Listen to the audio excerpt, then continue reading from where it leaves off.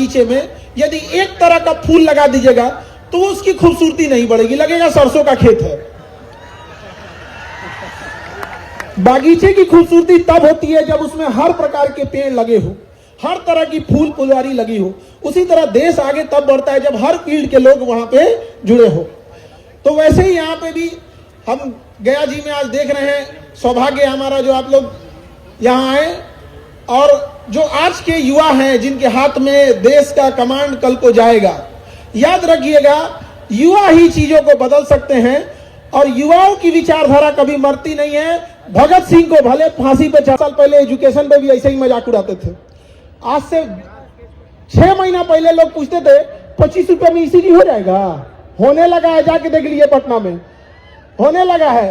35 रुपए में एक्सरे हो जाएगा, होने लगा है, जाके देख लीजिए यहाँ पटना में। 1000 रुपया में एमआरआई सीटी स्कैन, जाके देख लीजिए, होने लगा है यहाँ पे। सब हो गया यहाँ पे। हाँ, थोड़ा सा संघर्ष होता है। एक बाबा आए थे हमारे यहाँ, उनको हड्डी में दिक्कत था, तो उनके ना रिब्स में यहाँ पे चेस्ट की हड्डी में दिक्कत था, तो उनको लगा कि खांस रहे हैं, फेफड़ा में दिक्कत है, तो फेफड़ा के डॉक्टर को दिखाने चले गए। उन्हें पल्मो कहते हैं। तो पल्मो के डॉक्टर बोले एक्सरे वगैरह देख के कि आपको ऑर्थो का दिक्कत है, ऑर्थो के डॉक्टर से दिखा दीजिए। ऑर्थो का, हड्डी के डॉक्टर को ऑर्थो बोलते हैं। तो बाबा जी को सुनाई दिया ऑर्थो में दिखा लीजिए। तो बाबा जी चले गए ऑर्थो वाले डिपार्टमेंट में, बाद में उनको भेजा गया ऑर्थो। मेरे कहने का मतलब समझिए कि हमारे अस्पताल में वो इंसान भी चला आता है जिसको ऑर्थो का मतलब नहीं पता है। मेरा उद्देश्य बस आपको बताने का यही था कि हम समाज के अंतिम पावदान पर बैठे इंसान को देखते हैं कि वहां तक भी पहुंच रहा है या नहीं पहुंच रहा है। किसानों के लिए भी ये होगा, भले लोगों को मजाक लग रहा है, लेकिन ये किसानों के लिए भी हम करके दिखाएंगे। और मेरा उद्देश्य है कि किसान उसी हवाई चप्पल में जब शोरूम के शीशे का दरवाजा हटाकर और पूछे ये 4 व्हीलर कितने का आता है, अपने लिए ले जाएंगे यहाँ पर। ये सपना पूरा कर लेंगे। बाकी हमारा जीवन में दूसरा कोई सपना नहीं है। आप लोगों से मिले हमें बड़ा खुशी होता है। लोग कहते हैं कि इतना कम फीस में काहे पढ़ाएं। अरे भैया, ज्यादा फीस में पढ़ा के क्या कर लेते? 10 गो घर बना लेते ना 20 गो घर बना लेते। बंबई, दिल्ली, गुजरात, लखनऊ, कानपुर, हर जगह घर बना लेते। लेकिन उस धन को त्याग देने के बाद आज सारे हिंदुस्तानियों के दिल में मेरा एक घर है जो पैसे पे कोई नहीं बना सकता है। ये मोहब्बत, ये प्रेम है जिसके हम आप लोग के सदा आभारी रहेंगे। शायद हम इसका ऋण कभी ना चुका सकें, लेकिन याद रखिएगा हमारे शास्त्रों में भी यह पढ़ाया जाता है कि कर्जा लेके मत मरना, कर्जा चुका के मरना। पढ़ाया गया होगा, हम सब सुने होंगे। मंच पे उपस्थित सभी गणमान्य लोग को यह बात होगा कि हम लोग कर्जा लेके नहीं मरना है। लेकिन 3 टाइम किसान का उगाया अनाज खाकर आप कैसे उसका कर्जा भूल गए? उसका कर्जा बिना उतारे, उसका कर्जा क्या होगा जिसने 3 टाइम तक बंजर जमीन की छाती चीर कर उसने अनाज उगाया था। जिस धूप में आपको दुआरी पे निकलने में आपको चुनचुनी और जलन महसूस होती होगी, उस धूप में वो किसान खेतों में काम किया था। इसलिए उनका ऋण चुकाना मत भूलिएगा। हम आपसे यही कहना चाहते हैं और हम आप लोगों से फिर मिलते रहेंगे। बातें कभी खत्म नहीं होगी। आप लोग को देखते लगता मेरा अपना परिवार है, लेकिन चूंकि समय को देखते हुए और जो हमको फिर पटना भी जाना है, वहाँ क्लासेज भी रहते हैं, इसलिए हम आप लोगों से विदा लेना चाहेंगे। और परसों हम चूंकि हॉस्पिटल में इमरजेंसी था इसलिए हम चले गए, उसके लिए एक बार क्षमा करेंगे, आपसे माफी मांगते हैं। हम फिर आते रहेंगे और हमेशा जीवन, हमें जब तक जिंदगी रहेगी आपको हम याद किया करेंगे। जब याद करना बंद कर दे तो समझ जाना कि खुदा ने याद कर लिया। बहुत बहुत धन्यवाद। कैसा लगा खान सर का स्टेज? बहुत आपकी खैरियत नहीं, हैसियत पूछते हैं कि कितना कमाते हो, याद रखिएगा यहाँ पर, वरना ये समाज आपको नहीं छोड़ेगा। अब जिस दिन आप कमजोर होंगे पैसे से, समाज में आपका कद गिर जाएगा, उस दिन समाज आपको आपका असली चेहरा दिखाएगा। फिर समझ में आएगा कि समाज क्या है। फिर कहते रहिएगा दुनिया गोल है तो दुनिया चपटी है, ना दुनिया गोल है ना दुनिया चपटी है, दुनिया मतलबी है, मतलबी। जितना जल्दी समझ में आ जाए समझ जाइएगा। सब जगह अलग अलग भाषाएं बोली जाती है, कहीं मगही, कहीं भोजपुरी, कहीं मैथिली।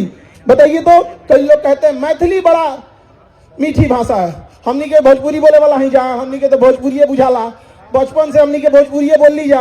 लेकिन तनी सा विद्यालय कॉलेज में आ जिला के बाद तनी सा डेकोरम मेंटेन कैला के चक्कर में हिंदी बोले के सीखले पड़ेगा, लेकिन हमनी के तो बचपन से भोजपुरी बोलनी जा। लेकिन कई लोग कहते हैं कि कौन सी भाषा बड़ी मीठी भाषा है। जैसे बोलते हैं ना मैथिली बड़ी मीठी भाषा है, मतलब की भाषा सबसे मीठी भाषा होती है। जब मतलब रहेगा इतना मीठा बोलेगा, इतना मीठा बोलेगा जिसका कोई हद नहीं। तो याद रखिएगा, दूसरों के ठोकरों से सीखिए, खुद ठोकर लगते लगते सीखेंगे तो ये जीवन ही बीत जाएगा ठोकर लगते लगते। और इधर जो युवा जनरेशन है, इन युवाओं को हम कहते हैं यार तू लाल पीला हरा के चक्कर में मत पड़ा रहा करो। आजकल का युवा पगला गया है, फोन पे बतियाता है, खाना खा लिया, मर जाएगा क्या बिना खैले यहां पर। ये युवाओं से हम कहते हैं, और कई को टेंशन में डिप्रेशन में चल जाता है सब। इस सब चक्कर में मत पड़िएगा। जीवन में कभी किसी के लिए आंसू बहाइएगा नहीं, क्योंकि वह आपके आंसुओं के काबिल नहीं होगा, और जो आपके आंसुओं के काबिल होगा वो कभी आपको रोने नहीं देगा, याद रखिएगा। तो दिल लगाना है तो किताबों से लगाओ, बेवफा भी निकलेगी तो मुकद्दर बनाकर छोड़ेगी। यंग जनरेशन, पढ़ाई में कभी लापरवाही मत कीजिएगा। कई बार हम यंग जनरेशन के बच्चों को देखते हैं कि पढ़ेगा फिर 10 दिन छोड़ देगा, जब एग्जाम आएगा दबा के पढ़ेगा, उसके बाद पढ़ाई छोड़ देगा। कंटिन्यूटी की जरूरत है। याद रखिएगा, लुढ़कते हुए पत्थर पे कभी काई नहीं लग सकती, और अगर लुढ़कना रुक गया तो पत्थर कितना भी विशाल क्यों न हो, काई लग के ढक देता है। उसी तरह जीवन को आपको ढक देगा। यहाँ पर अभी क्या समय है, आप बेरोजगार हैं, संघर्ष कर रहे हैं, संघर्ष में कोई साथ नहीं होता है, लेकिन जब आपकी कामयाबी हो जाती है तो पूरी दुनिया आपके साथ होती है। अभी आप कांच हैं, अभी आप कांच हैं, इसलिए सबको चुभते होंगे। जिस दिन आईना बनेंगे, यकीन मानिए पूरी दुनिया देखेगी आपको। तो जल्दी से जल्द मेहनत करेंगे, माँ बाप की उस सपना को जरूर पूरा करें, और आप, हमें पूरा विश्वास है आप कर सकते हैं। ऊपर वाले ने किसी चीज की कमी नहीं दिया। आज देखिए ओलंपिक का खेल हो रहा है, तो जिनके पास सारा शरीर ठीक ठाक है, उनसे ज्यादा मेडल पैरा ओलंपिक के लोग ला रहे हैं। जिनके हाथ नहीं है, किनके पांव नहीं है, किसी के आंख नहीं है, ऐसे लोग ओलंपिक में नॉर्मल लोगों से ज्यादा मेडल ला रहे हैं। और ऐसे पैरा ओलंपिक के जितने भी हमारे एथलीट और मेडलिस्ट हैं, उन्होंने यह साबित कर दिया कि अपाहिज लोग शरीर से नहीं, अपाहिज दिमाग से होते हैं, दिमाग से। इसलिए अपने इस बनाए गए पिंजरे से बाहर निकल के देखिए, दुनिया बहुत बड़ी है। दूसरे से शिकायत करना छोड़िए, खुद आप अपने आगे बढ़िए और अपने मंजिल को खुद जाइए। वहां पर अपनी मंजिल को भुलाकर जिया तो क्या जिया, है दम तुझमें तो पाकर दिखा। लिख दे खून से अपने कामयाबी की कहानी, और बोल उस किस्मत को, है दम तो मिटा के दिखा। तो